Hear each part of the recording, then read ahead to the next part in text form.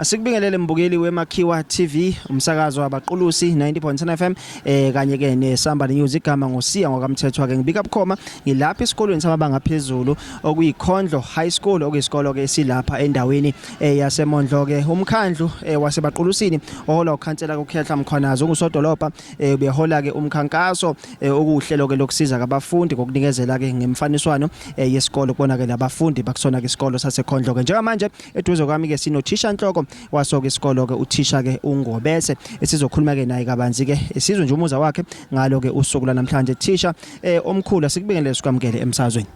Nami ngiyathi ngibikela kakhulu emsakazweni ngibingelele nawaphuthi.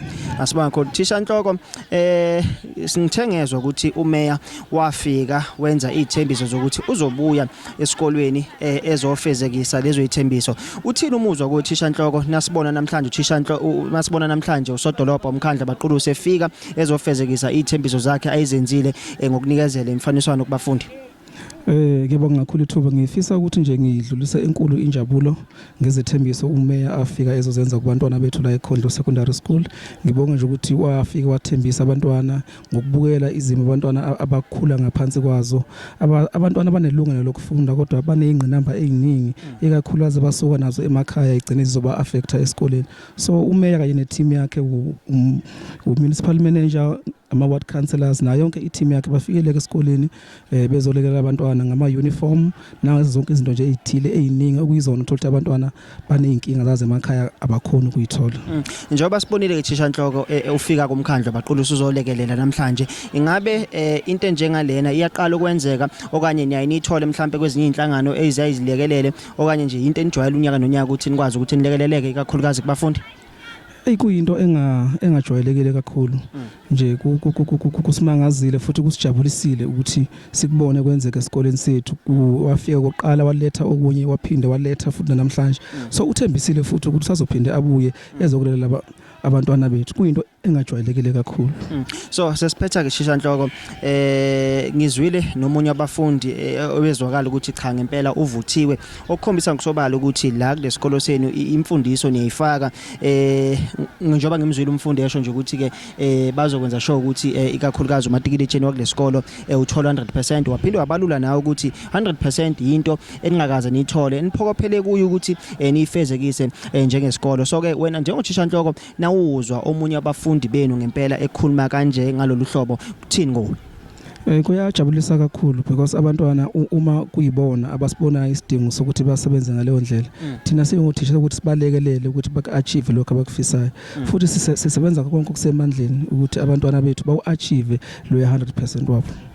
Kuyazwakala ke Thisha Nhloko ke okunye nje ngithanda ukukubuza ukuthi ke njengoba sibona ukuthi namhlanje kuthe kweza umkhandlo uzolekelele kakhulukazi kubafundi labo abaswele, ingabe ukubambisana kwenu phakathi kwabazali kunjani ngoba phela angeke kube nohlelo lokuthi kunikezelwa ngemfaniswano kubafundi kodwa abazali kungaxhunyananga nabo ababafundi, ukubambisana kwesikolo nabazali ingabe kunjani? Abazali siyasebenzisana nabo kakhulu and abazali abanye bayafika esikoleni bezolibika usizi lwabo lasemakhaya njengokuthi uthatha abantwana bayafika esikoleni uthola umntwana mhlawumbe ugqoka uniform ayiphelele, so sometimes uyajika kuthiwa akagqoka uniform umzali agcine efika ezoreport ukuthi akayifakile ngoba kungube ngempela ekhaya akakhona ukuyithenga. So usizo olunjengalolu silamukele kakhulu silijabulele and siyazi ukuthi lulekelela abantu abaningi abakhona abahlwempu abalidingayo ngempela and njengoba nje balile sacela ukuthi nazi ingane ezihlwempu si-identify ukuthi siyibone vele ukuthi la iphuma khona kuyacaca uswe kungekho khona. So nje siyajabula kakhulu kufika kumkhandlu uzosilekelela ngalosizo. Kuyazwakala Thisha Nhloko nje elakho lokugcina ikakhulukazi amazwi okugcina ongathanda ukwadlulisa kumkhandlu abaqulusi nakubazali nje as a whole nakothisha ungathini sesiphetha? Ngifisa ukudlulisa okukhulu ukubonga kumkhandlu.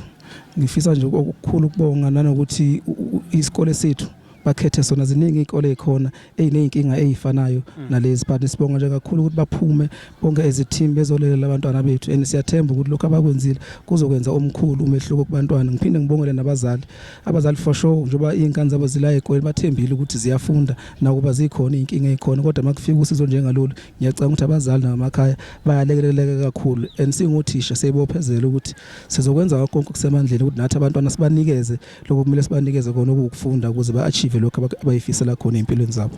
Asibonga kakhulu ke thisha Nhloko isikhathi sakho sithemba ukuthi ke ngokuzayo sophinde sidibane futhi. Hayi sibonga kakhulu. Asibonga kakhulu bekuyena uthisha Nhloko wesikolo ke samabanga phezulu ikhondlo okuyisikolo ke silapha ke eMondlo njengalokho ke umkhandlu waseBaqulusini oholwa ngokhansela uKhehla Mkhwanazi ebenze kuhlelo ke la lokuxhasa ke abafundi ke labo ngemfaniswano ke yesikolo saphinde sabona uthewelelwa isandla ikakhulukazi ke nangejezi lebhola athe walekelela kulona ke ukuthi ke abafundi bakwazi ukuthi ke nabo nabephuma beyodlana ezinye izikolo babukeke ngendlela ke efanele khona ke uthe kwenzeka ke namhlanje ngalosuku namhlanje sabona ke no wawo ke umkhandlo baqulusi ebekhona ke ngalo ke usuku lwanamhlanje eyingcenye ke yawo ke lomkhankaso sabona ke noyikhansela ke le ndawo naye ke ebekhona ke ukuthi ke asingathe ke umcimbi walo ke usuku lolu lokunikezela ngemfaniswano yabafundi sibanga kakhulu ke ulapho ngasekhaya.